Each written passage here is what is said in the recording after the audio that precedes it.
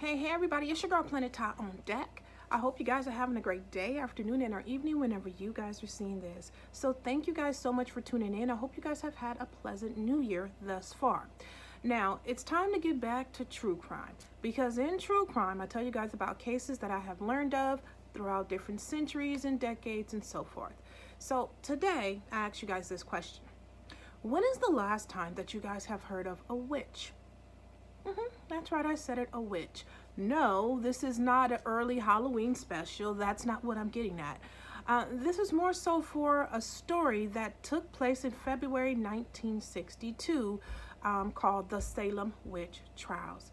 Today, I will be presenting the information that I've learned about this case. If you guys want to hear the information that I put together, all you guys got to do is stay tuned. All right, well, thank you guys so much for being back on deck. I really appreciate it. Without further ado, let's jump into this true crime story time, okay? So for those of you who do not know what a witch is, she is defined as a woman thought to have magical powers, especially evil ones, popularly depicted as wearing a black coat and pointy hat and shoes. Now, I should say that, this definition is coming more so from that time frame of the 1600s, 1700s when this first all kind of came about.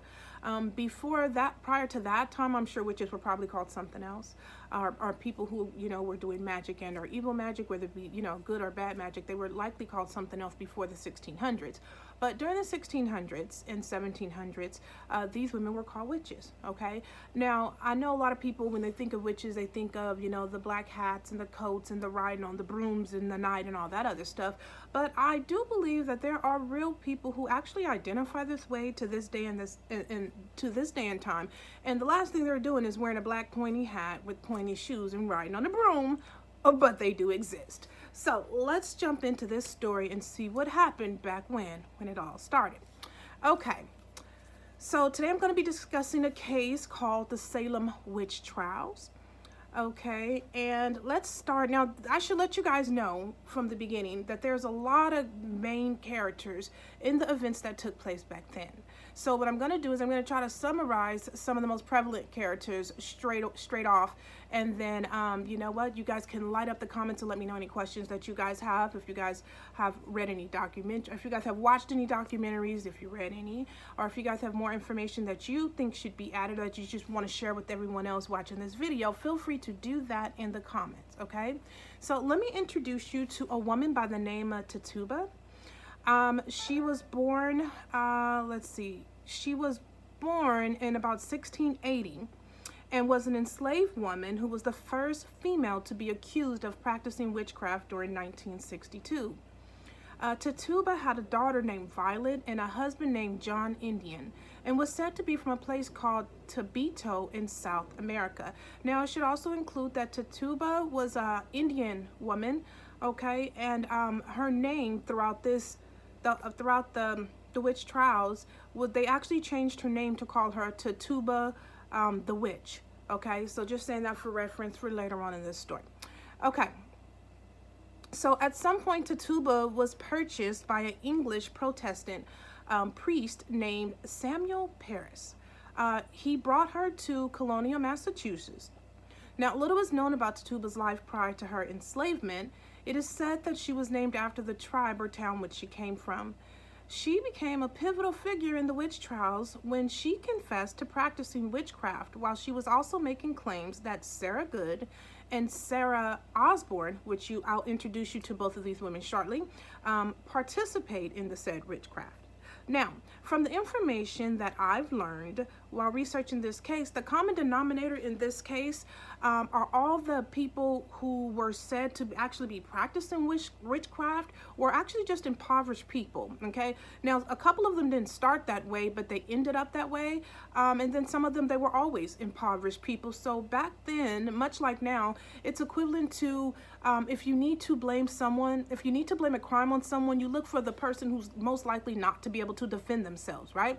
So that means financially, that means, socioeconomically, they're not in a position where if they had to get an investigator or an attorney to prove their innocence, they couldn't do it. So they could actually be considered an easy target. Okay, so you guys let up the comments and let me know if you guys have ever heard of the Salem Witch Trials. Okay, so now that I told you guys a little bit about Tituba, let me introduce to you the 2 reasons why she confessed to a crime that she did not commit. Run it back. She confessed to a crime that she did not commit. Okay, let's go on.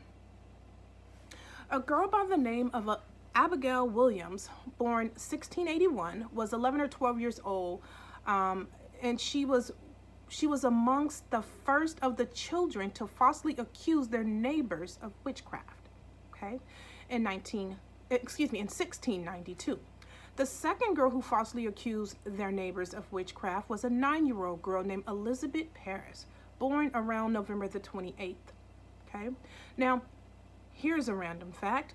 Betty and Abigail, they were first cousins. Okay, and due to their accusations, they caused the death of 20 Salem residents. 19 of them were hanged. Okay, and one of them, a person by the name of Corey Giles, was actually crushed to death. Now, back then, when they, if they said somebody was guilty or something, they got to decide the way that they died. Now, whether it be a hanging, I'm not really sure about the electric chair back then. I think so. It's another case I covered, so it could be the electric chair too. But another one was to have the person crushed to death by like an elephant. Now, to me, that is cruel and unusual punishment by all accounts, okay, for someone to be crushed to death by an elephant. But that's what happened to this person by the name of Corey Giles, okay?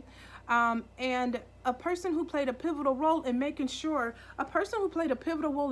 all of this stuff came to fruition and that it actually happened was a man by the name of Samuel Parris. Now, he's the guy who originally brought Tituba from South America.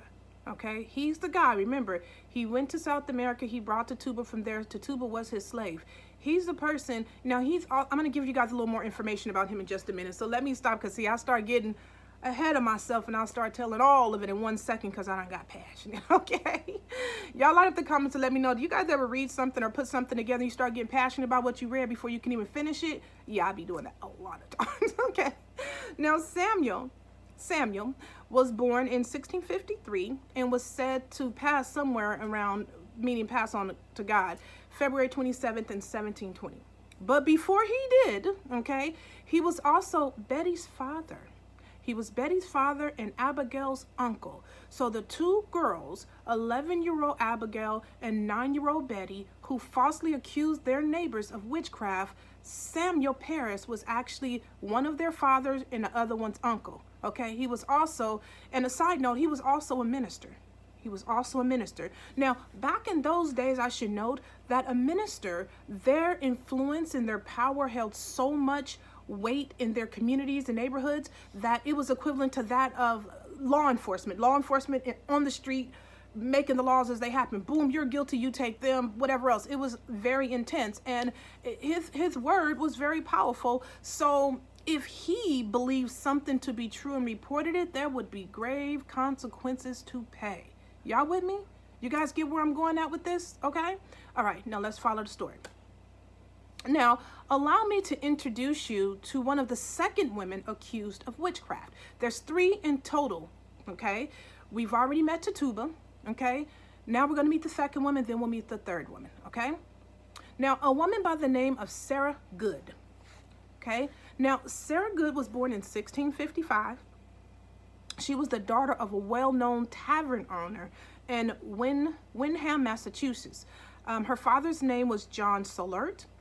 I probably pronounced that wrong. No, Solert. Okay.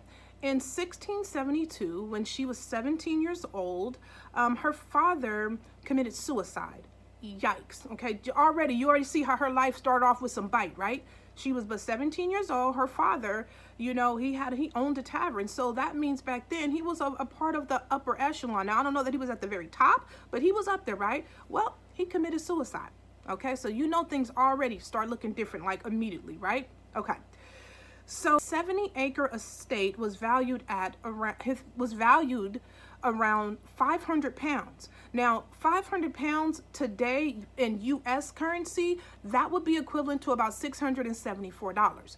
Now, $674 back in the 1600s was really good money. It was very, very good money. To us, we a lot of people can scoff at $674 and say, hey, no big deal. That's, couple utility bills, right? Okay, well, back then there was a lot of money, so that's what his acres valued at, okay? Okay, and when he killed himself, he did not leave a will. So when there's no will, well, we're going to see what happens, okay? So at the time of his death, the Solords were one of the many families involved in land disputes around Salem. The estate was divided mostly between his widow and 2 sons, with only a small allotment, gosh, you guys, I can't talk, to be shared amongst 7 daughters. However, even this was denied to the girls by their mother's new husband. So Sarah was left with no dowry and no prospects beyond marriage. To an indentured servant, okay?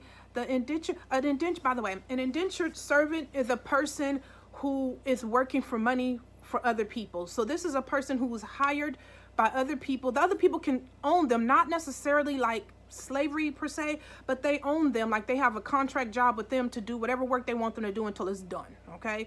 So she was left with no dowry, no prospects beyond married to an indentured man. So the only prospect she had was a man who had so much debt that he had to pay off by doing any living, working wage that they wanted him to do. That's all she had, right? Well, the guy's name was Daniel Poole, and his name was Daniel Poole, and he left her heavily in debt when he died soon after they even got together. So you guys with the story now?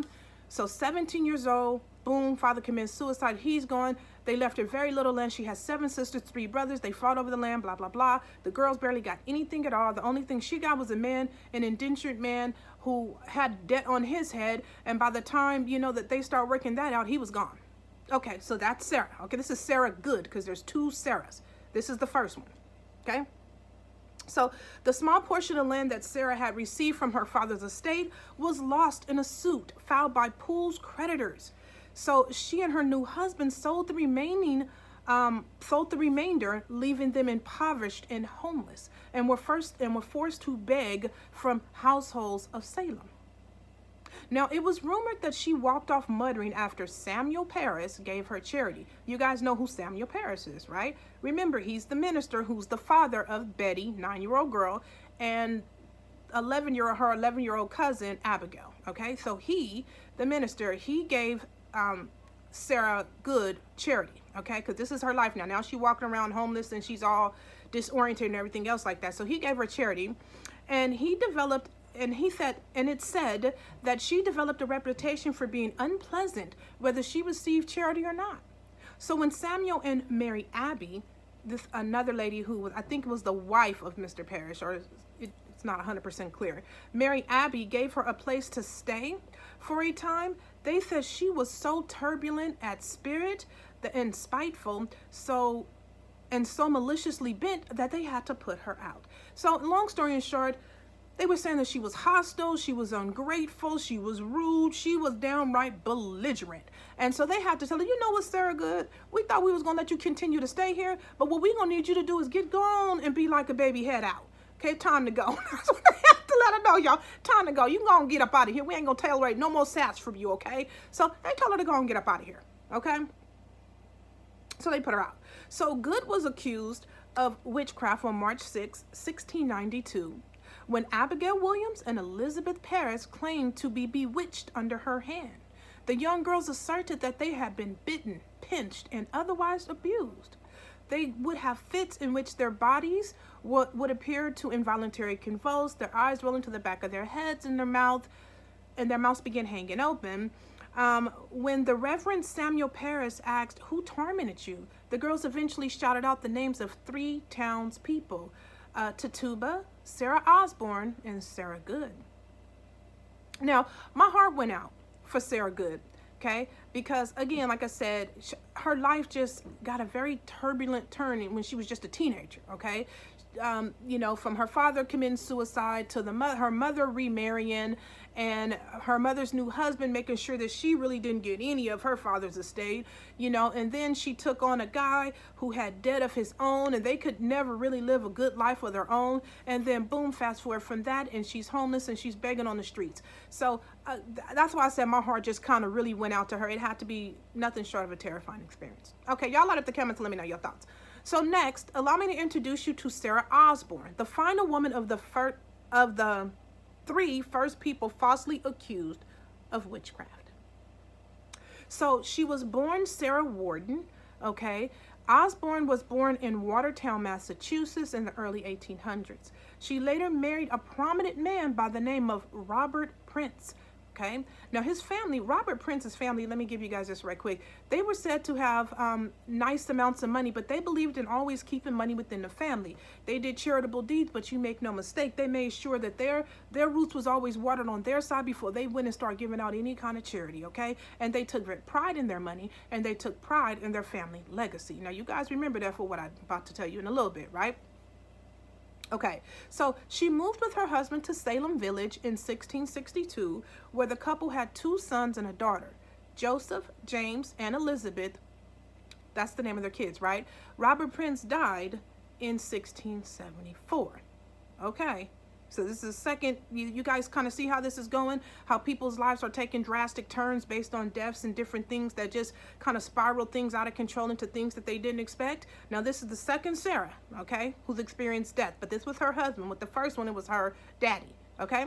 So shortly following Robert Prince's death, Osborne hired an Irish indentured man.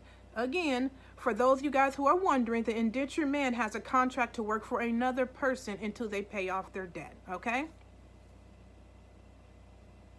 The guy was an immigrant named Alexander Osborne. So that's where Sarah Osborne got her name from.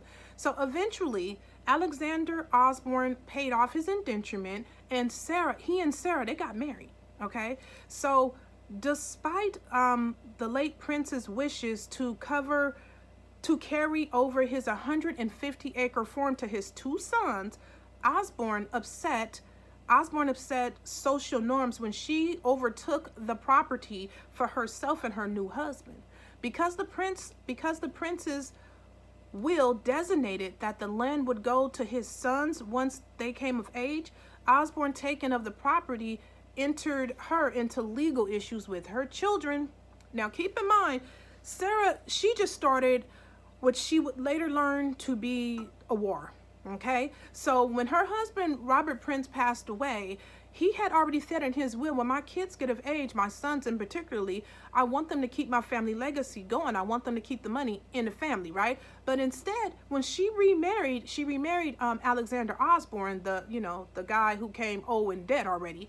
The indentured man, should I say, when she married him, she decided that, you know what, we living a good life. We're gonna keep the property right here. Is what we're gonna do. We're gonna keep it right here. Like I said, these are my sons too. You're gone. I'm gonna do it my way. So it's going to later prove out to not to be a good decision for her at all. But like they say, people kind of never really get it till they do, right? Okay, let's jump back in. So Sarah became one of the first 3 women accused of witchcraft at the beginning of the year 1692, when Betty Parris became ill with an unknown sickness. Both girls claimed that Sarah Osborne, along with Tituba and Sarah Good, had been afflicting them. Elizabeth also accused Osborne of afflicting her, describing it as pinching and poking her with knitting needles. That's what they were saying was happening. Now, many of the accused in Salem were perceived to upset the established pattern of property, and Osborne certainly broke the social norms. Many in Salem knew about her fornication with Alexander, and by endeavoring to gain full ownership of her late husband's estate, she ignored the tradition of family alliances in Salem, and she was denying her 2 sons wealth and social position. Now, the Putnam's family economical stability grew less and less. When I say the Putnam's family, I'm talking about Sarah's first husband, Robert, who passed. Originally, I don't know if it's the surname that you would say, but his surname, if I'm saying that correct, was Putnam, okay? So his originally family name, okay? When she refused to allow her own sons to step up and get that wealth and keep it generational and make it generational wealth, their wealth was decreasing more and more over time, because it was like the stuff that was sustaining it, but there's always a change with times, and there has to be new inventive things to do, new things to invest money in, new hands in the pot, so to speak, to keep it moving and grooving. You guys with me? Line up the comments and let me know. Okay, so it was decreasing. right? Okay, so that is likely the reason that the Putnam family, they got so mad at Sarah Osborne that because she denied the sons of their right to that wealth, which their father left to them, they got so mad at her that they also accused her of what? Witchcraft, right? Now this is something, right? Okay, now that you guys have heard about the main characters in this story, time to bring the pieces together. You guys ready? And I'm gonna hammer through this. Rock with me, y'all. Okay, so Tituba was the first person to be accused of practicing witchcraft by Elizabeth Parris and Abigail Williams. It has been theorized that Tituba told the girls tales of voodoo and witchcraft prior to the accusations. Now, keep in mind, Tituba was a slave, so the girls in the house, the sister and the cousin, they lived there. Tituba lived there, but she did too, so she would tell them stories in passing and just passing time. Now, I don't think Tituba knew that the stories, or even believed that the stories that she was telling them, that they would any way, shape, or form, take it so serious to the point where they would accuse her or anyone else of anything, okay? So, okay. So Tituba was allowed to speak against her accusers despite what race they were members of, because it was not illegal for slaves to be able to give testimony in court. Now, the different articles that I put together, they're reading this way because Tituba was an Indian woman, and the people that were her accusers were Caucasian. All right, just as a reference. She was also the first person to confess to practicing witchcraft in Salem Village in March 1692. Now, initially denying her involvement in witchcraft, Tituba later confessed to making a witch cake. Okay, but she confesses to making it after she was beaten by Samuel Parris, her owner. Tituba also confessed to speaking with the devil, and her confession said that he ordered her to worship him and hurt the children of the village. When she was questioned later, she added that she learned about occult techniques from her mistress in Barbados, who taught her how to ward herself from evil powers and reveal the cause of witchcraft. Now, you guys, I should note that we're talking about two different things here. Now, her mistress in Barbados, which is ultimately, let's say, is her teacher, okay? She was teaching her how to protect herself spiritually. She was not teaching her how to harm anyone. She wasn't teaching her how to do anything against anyone. She was teaching her how to just keep herself protected and keep all the negativity away from her. But in a strange turn of events, the story was manipulated and turned around and then used against her. Let's finish this. Since such knowledge was not supposed to be harmful, Tituba again asserted to Parris that she was not a witch. But she admitted that she had participated in occult techniques, occult rituals when she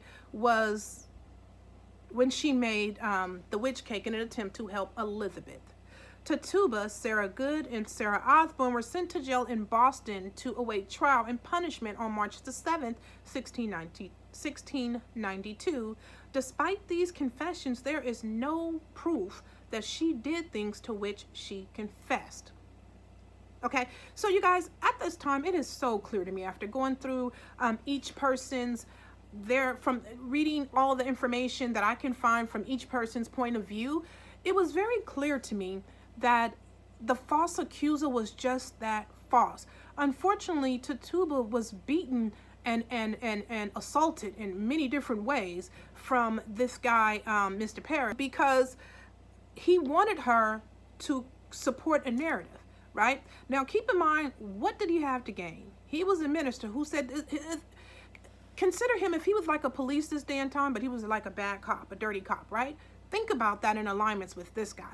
Because here's the thing, Sarah Osborne, remember, because the fact that she didn't share the wealth with her sons and the family, that family had said that she practiced witchcraft. And not only that, they had begun to whisper and talk throughout the community to kind of will things in existence to for her to have bad luck and for things to come back to her. So there was people talking in other people's ear, and then all of a sudden, well, boom, you guys are all accused of what? None other than witchcraft. Right? And it doesn't mean just because someone says you did something, it does not mean that you did it. Right? Let's think about that. So, let's see. The statements they made were untrue. And then also I questioned, Samuel is his name, Samuel Parris. Perhaps Samuel had a point to prove to either one of the Sarahs, or he received pressure or kickback money, because he could have received some kickback money from the Prince family, because remember, they were upset with Sarah for keeping that family inheritance. So Samuel, he had reasons and motivation for presenting something that was not factually true. That's what I'm gonna say about that. Okay, so a lot of the comments, and let me know you guys' thoughts. I know this story is getting long, but let me finish it. Okay, so Tituba was part of a group of these women with Sarah Good, Sarah Osborne, who were the first to be arrested on February the 29th, 1692, under the accusation that their ghosts were afflicting the young girls in the Parris household.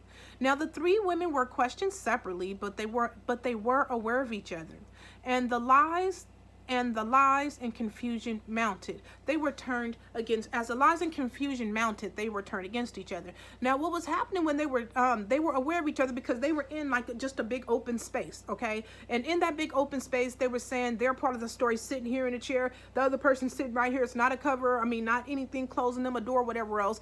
And, they couldn't fully hear everything, but they just all thought that they were telling the truth initially. But of course, it's like, detectives and people in law enforcement, they can have a very manipulative way of turning things around and saying, well, this person said you said this. They said you did this. They're all pointing at you. And before you know it, to save themselves, people are terrified. So they start saying anything to try to get themselves out of the hot seat. And that's exactly what these three women started doing. People were trying to preserve life. All except for one kind of really turned on the other ones. Excuse me. Okay. So Sarah Good was the first interrogated and held to her innocence. Now, Judge John Hathorne directed all the children to look at her. And then he said, see this woman right here?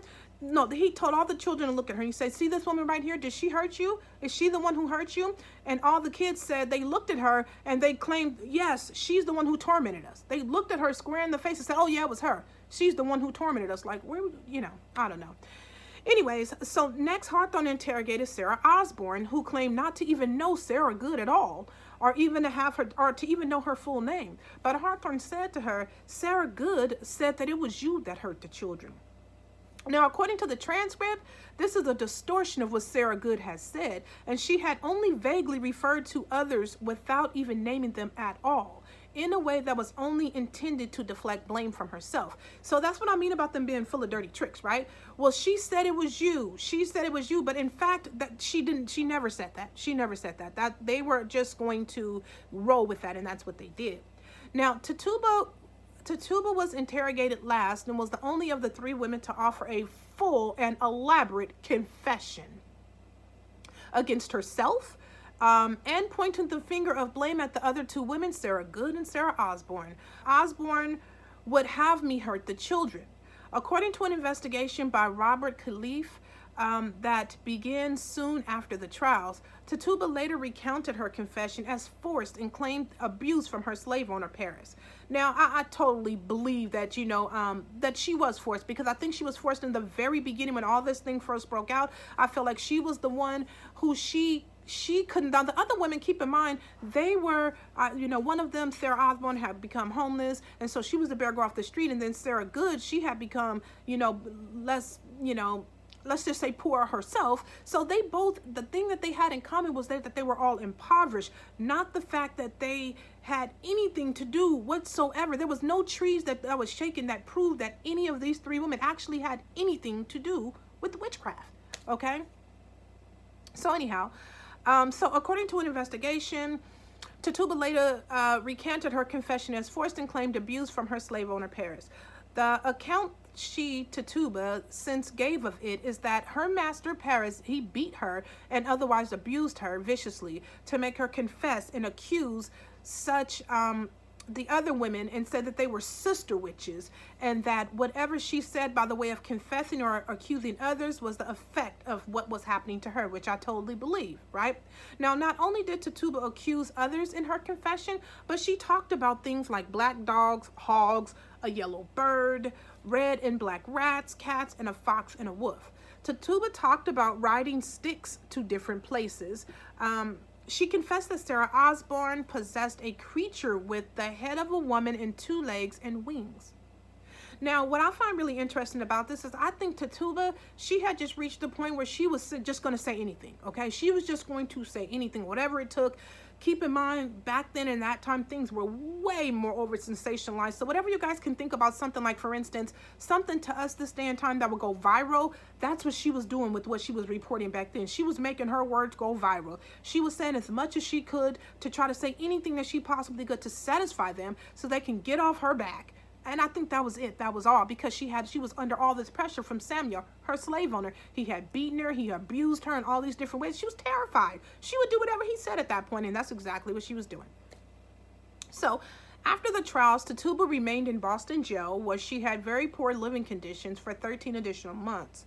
Now, it was said, reports are a little conflicting, because one said that Samuel, he paid her out of jail and he set her free.